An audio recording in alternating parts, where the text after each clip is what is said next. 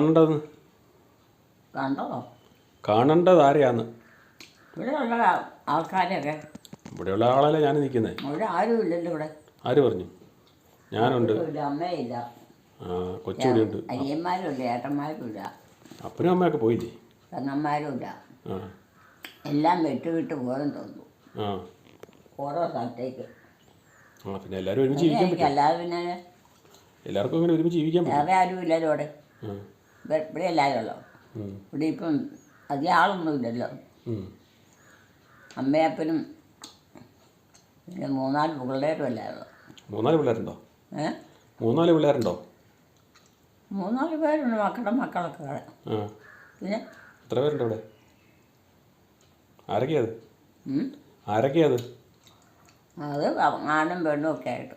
ആരൊക്കെയാ? പേരേതൊക്കെയാ? പേര്